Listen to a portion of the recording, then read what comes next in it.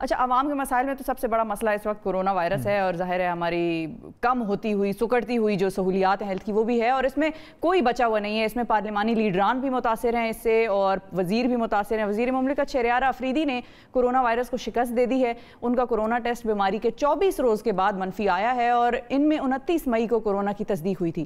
شہریار آفریدی صاحب کے ساتھ ان کی اہلیہ اور گھر کے 2 ملازمین میں بھی کورونا کا جو ہے ٹیسٹ جو تھے وہ مثبت آئے تھے. اور شہریار آفریدی کے لیے کورونا سے لڑنا کتنا مشکل تھا یہ ہم ان سے آج جاننا چاہ رہے ہیں. انہوں نے کووڈ-19 کی بیماری میں یہ وقت کیسے گزارا جب وہ کوارنٹائن میں تھے، کیا ان کے ذہن میں باتیں آتی تھیں اور سوچتے تھے، اور سیاستدان کے لیے ان دنوں میں گھر میں رہنا، اور اتنے زیادہ دنوں میں گھر میں رہنا، وہ بھی ایسے حالات میں کہ جب سیشن چل رہا ہو، بڑی گرما گرم صورتحال ہو سیاست کی، تو یہ کتنا مشکل ہوتا ہے. گرما گرم صورتحال جو ہے وہ ابھی مزید بن گئی ہے، کیونکہ فواد چودھری صاحب نے کچھ بیانات ایسے دیے ہیں کہ سیاست دوبارہ گرم ہو گئی ہے. اس پر بھی بات کریں گے. السلام علیکم شہریار صاحب. وعلیکم السلام ورحمۃ اللہ وبرکاتہ. السلام علیکم شہریار صاحب، بہت شکریہ. آپ نے تو کورونا کو شکست دی، بڑا زبردست. آپ نے ایک طریقے سے یہ یوں کہہ لیں کہ ایک مار کا سر انجام دے دیا، لیکن ظاہر ہے جس طرح کے آپ ہٹے کٹے آدمی ہیں، آپ سے امید بھی یہی تھی. لیکن کیسا گزرا آپ کا یہ جو آئسولیشن پیریڈ تھا، اور کیا مراحل دیکھے آپ نے؟ سب سے پہلے بہت بہت شکریہ جی، اللہ کا احسان. اور یاد رکھیے کوئی بھی آزمائش، امتحان یا بیماری اللہ کی طرف سے ہوتی ہے، اور اس میں رب ذوالجلال کا شکر ادا کرنا چاہیے. بالکل، کیونکہ جب آپ اللہ کی یاد میں آتے ہیں تو آپ کا ڈائریکٹ تعلق رب سے جڑ جاتا ہے. یہ وبا بے شک پوری دنیا کو اضطراب میں، اور خاص کر تیسری دنیا اور خصوصاً پاکستان کو جس طرح اس نے جکڑا ہے، تو اس میں سب سے اصل چیز کیا ہے کہ توکل علی اللہ، اللہ پر آپ کا اعتقاد، آپ کا ایمان، اور سب سے بڑھ کر یہ کہ آپ نے، ہم سب کو پتہ ہے کہ موت کا ایک دن متعین ہے. تو جب آپ کو یہ پتہ ہے تو پھر آپ سے خوف اللہ موت کا ایک دن متعین ہے، لیکن نیند رات بھر پھر بھی نہیں آتی. اچھا، اصل میں اتنی اس پہ ڈسکشن ہو گئی ہے کہ اگر ایک شخص نارمل بھی ہو تو اس کو انفارچونیٹلی خوف میں مبتلا کر دیا گیا ہے، اور اتنے ٹوٹکے اور اتنے مشورے کہ آپ نہ چاہتے ہوئے بھی کنفیوز ہو جاتے ہیں. آپ نے کیا ٹوٹکا استعمال کیا؟ ذرا بتائیں نا. میں نے زیادہ تر جی سب سے بڑی بات شہد کا بہت استعمال کیا، اور اس کے علاوہ الحمدللہ گرم پانی تھرو آؤٹ، قہوہ پیتا رہا، ادرک کا قہوہ پیتا رہا. پھر سب سے بڑھ کر یہ کہ کوشش کی کہ میں زیادہ تر سوتا رہوں، اور پھر اس کے علاوہ لیکن آپ کی آفریدی صاحب طبیعت زیادہ خراب تھی اس سارے سچویشن کے دوران. آپ کو اس نے زیادہ متاثر کیا بجائے ان لوگوں جن سے ہم سنتے ہیں کہ ان کو کوئی خاص اس نے افیکٹ نہیں کیا. آپ کی طبیعت خراب تھی، ایسا ہی ہے؟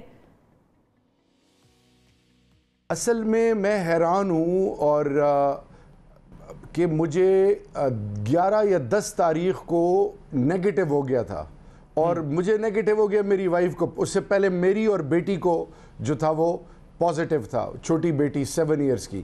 وہ رب کا کرم ہے، وہ کوئی 3 4 5 دنوں میں اس کو تو پتہ ہی نہیں چلا.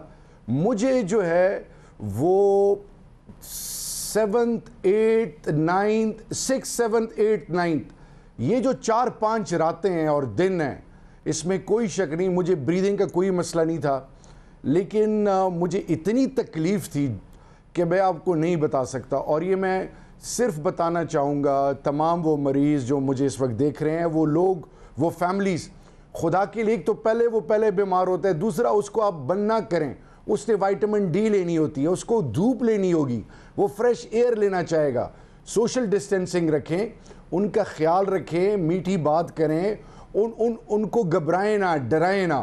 اصل میں ہمارے معاشرے میں بدقسمت یہ کہ ہر ایک ڈاکٹر بنا ہوا ہے، ہر ایک ایکسپرٹ ہے، اور آن ٹاپ آف دیٹ پھر ہمارے معاشرے میں آپ کو ایک عجیب نظر سے دیکھا جاتا ہے، دھتکار دیے جاتے ہیں، آپ کو آئسولیٹ کر دیا جاتا ہے. یہ نہ کریں، اللہ کا واسطہ ہے. اچھا، یہ تو چلیں، یہ بڑی اچھی بات ہے کہ بہت ساری چیزیں آپ نے کلیئر کر دی اور جو لوگ آپ کے سننے والے ہیں دیکھنے والے ہیں وہ ان چیزوں پر عمل کریں تو ان کے لیے زندگی آسان ہوگی. لیکن اس وقت جو کرونا سے نمٹنے کے لیے حکومتی پالیسی ہے اس سے لگ رہا ہے کہ لوگوں کی زندگی آسان نہیں ہو رہی. آپ کو کیا لگتا ہے کبھی اسمارٹ لاک ڈاؤن, کبھی وہ سلیکٹیو لاک ڈاؤن, کبھی جو ہے وہ کوئی کانسنٹریٹ کرنا, انکریمنٹل, الگ الگ طرح کی لاک ڈاؤن کی قسمیں آ گئی ہیں. خان صاحب کبھی کہہ رہے ہوتے ہیں کہ لاک ڈاؤن نہیں کرنا, کبھی وہ کہہ رہے ہوتے ہیں کہ مجھ سے صوبے پوچھ لیتے تو میں بتاتا کہ کیسے لاک ڈاؤن کرنا ہے. اب اگر خان صاحب سے نہیں پوچھ رہے تو پھر کس سے پوچھ رہے ہیں؟ مطلب حکومت صحیح طریقے سے کنٹرول کر نہیں سک رہی.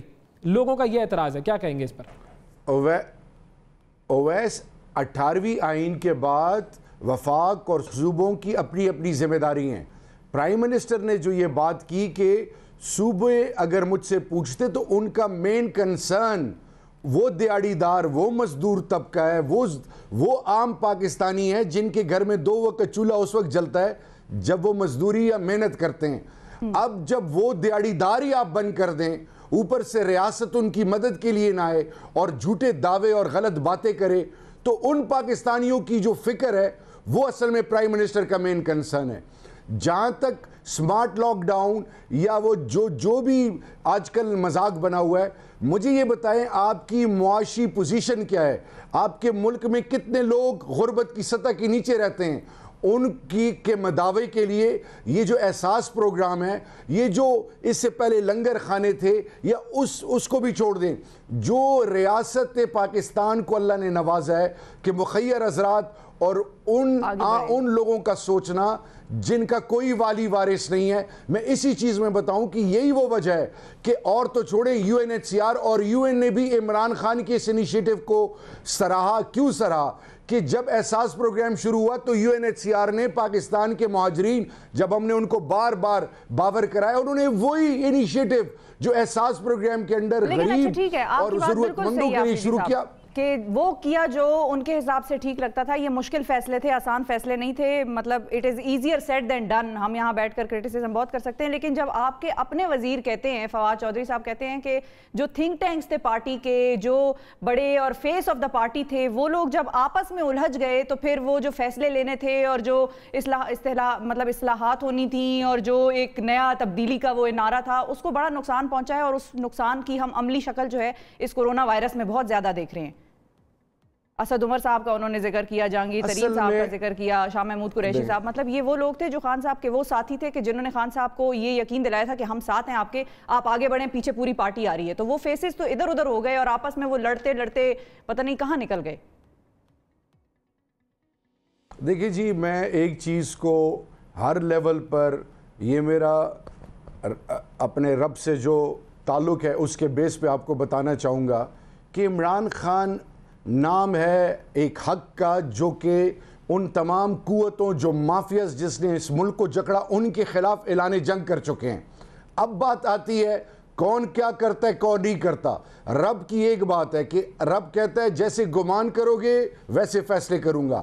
انسان کی نیت کو سامنے رکھ کے اللہ فیصلے کرتا ہے. عمران خان کی ٹیم الحمدللہ انٹیکٹ ہے, راک سالڈ ہے. ہمیں لوگوں نے ووٹ دی ہے, ہم جواب دیں ہیں, ہم نے ڈیلیور کر رہے ہیں. شفا آپ خیبر پختونخوا سے ہیں, مجھے بتائیے KPK میں KPK کی تاریخ رہی ہے کہ انہوں نے ایک حکومت کو دوبارہ ووٹ نہیں دیا. مجھے بتائیے کہ 2018 میں اس وقت تو پولیس ریفارمز بھی ہو گئے, اس وقت تو ہیلتھ کا MTI ایکٹ بھی آ گیا, لیکن ان 5 سالوں میں آیا, لیکن اب جو 2 سال گزر گئے ہیں. شہریار آفریدی صاحب, فواد چودھری صاحب نے کہا کہ پہلے اسد عمر صاحب کو نکلوایا جہانگیر ترین نے, اور پھر اب وہ کہتے ہیں کہ جہانگیر ترین صاحب نے اب اسد عمر صاحب نے جہانگیر ترین صاحب کو نکلوایا, پہلے جہانگیر ترین صاحب نے اسد عمر صاحب کو نکلوایا تھا. تو یہ جو معاملہ ہے جو انہوں نے کھول کے سامنے رکھ دیا, تو کیا وہ صحیح کہہ رہے ہیں یا غلط بات کہہ رہے ہیں فواد چودھری صاحب؟ اس کا جواب آپ کو اویس فواد چودھری صاحب ہی دے سکتے ہیں. مجھے ان چیزوں کا نہ علم ہے. اور یاد رکھیے, اصل کام عمران خان, تحریک انصاف اور ان کی ٹیم کا یہ ہے کہ قوم نے جو عزت ہمیں دی ہے, ابھی پے بیک ٹائم ہے عام پاکستانی کو بتانے کے لیے. لیکن وہ پے بیک ٹائم پر جب فواد چودھری صاحب بات کرتے ہیں ایسی پے بیک ٹائم ہے، بالکل صحیح، ڈیلیوری کرنے کا ٹائم ہے یہ. لیکن فواد چودھری صاحب جب یہ بات کہتے ہیں تو کوئی نہ کوئی گراؤنڈ تو ہوگا. ظاہر ہے انہوں نے بہت سارے معاملات دیکھے ہوں گے اور یہ معاملات تو میڈیا پر بھی آتے رہے ہیں کہ جی اندر کچھ چپکلشیں ہیں، تو اب انہوں نے وہ کھول کے بات سامنے رکھ دی ہے. تو یا تو وہ صحیح کہہ رہے ہوں گے یا غلط کہہ رہے ہوں گے. ان کے بیان کے مطابق وہ صحیح کہہ رہے ہیں. آپ کا کیا موقف ہے؟ دیکھیں، جمہوریت نام ہی ہے کہ آپ اپنی آواز اور اپنی سوچ شیئر کریں. اب اس میں ڈیفرنس آف اوپینین بھی آ سکتا ہے، گھر میں بھی ڈیفرنس آف اوپینین آتا ہے. میراتھن میٹنگز ہوتی ہیں، آج پھر کیبنٹ میٹنگ ہے، 5-5, 6-6, 7-7, 8-8 گھنٹے کیبنٹ میٹنگ ہوتی ہے.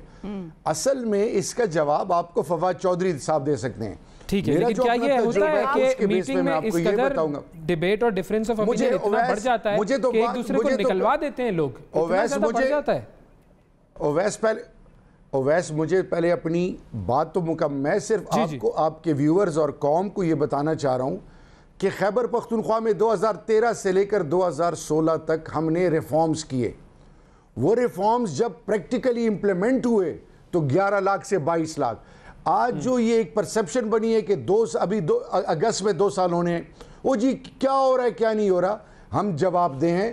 جمہوریت کی روح کے مطابق ہم نے عوام کو ڈیلیور کرنا ہے. ہم نے وہ تمام اقدامات، چاہے وہ ہم نے ایوان میں ریفارمز کی شکل میں لیے ہوں، چاہے وہ تمام انیشیٹیوز یا وہ تمام جو ہماری کارگزاری ہوگی، وہ 5 سال کی عوام کے سامنے رکھیں گے اور اس کے بیس پہ فیصلہ ہوگا.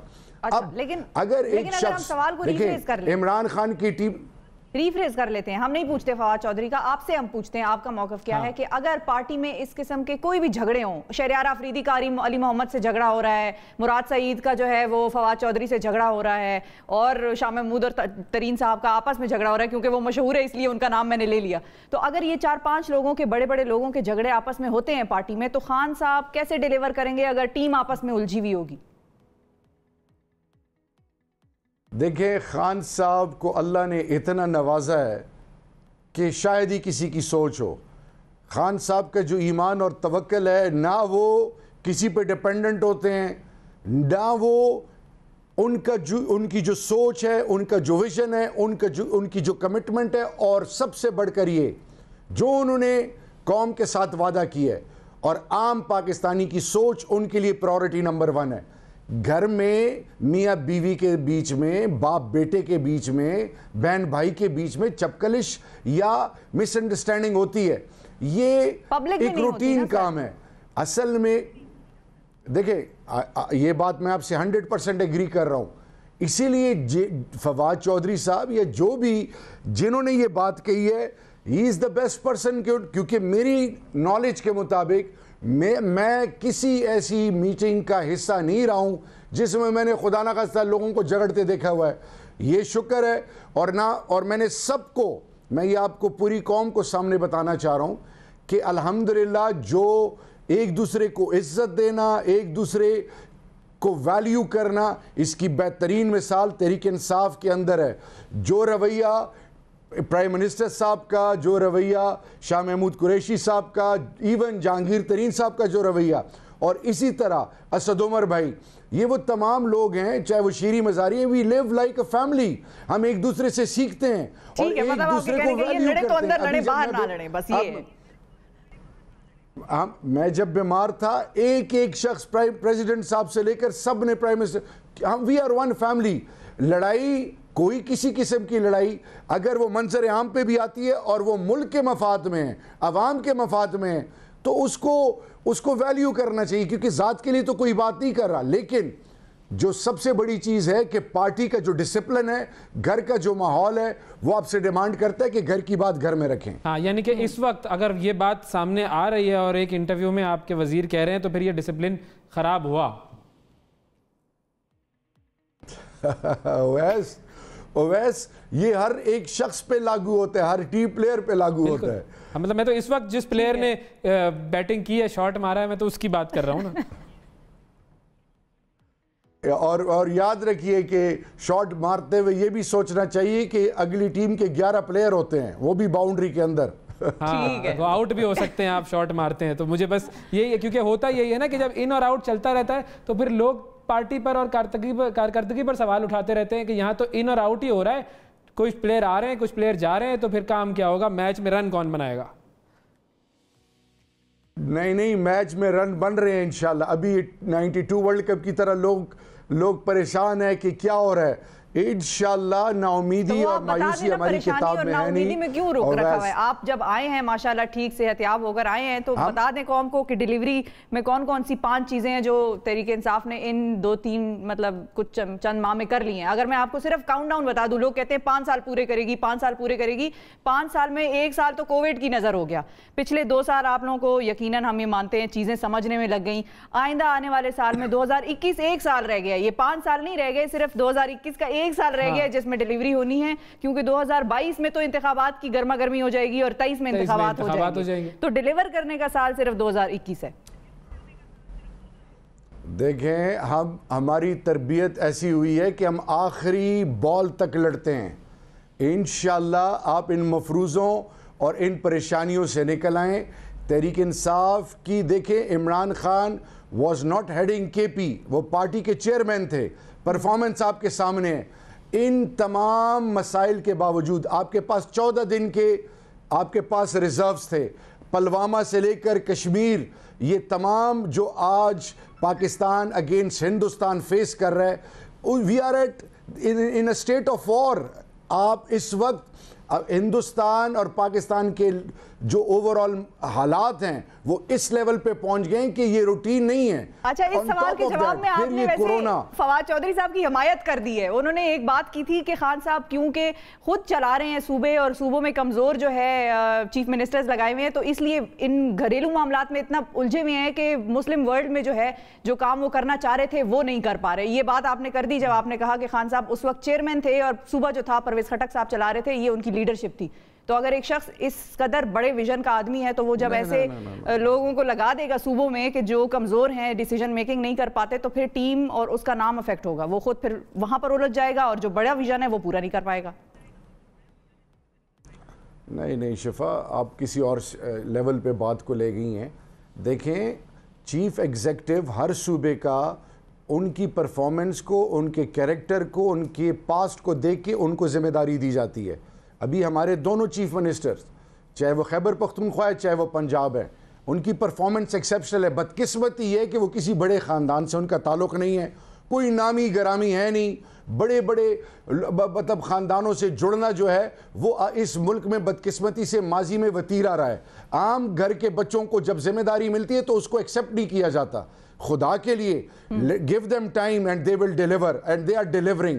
خیبر پختونخوا اور پنجاب میں یہ کہہ رہا ہوں پرائم منسٹر صاحب کی جو پرفارمنس اور جو اپروچ ہے، وہ جب کسی بھی کرکٹر سے پوچھ لیں، کسی بھی کیبنٹ ممبر سے پوچھ لیں، پرائم منسٹر صاحب جب تک کوئی کمپلینٹ یا کوئی سالڈ چیز ان کے پاس نہیں آتی منسٹر سے پوچھتے نہیں ہیں.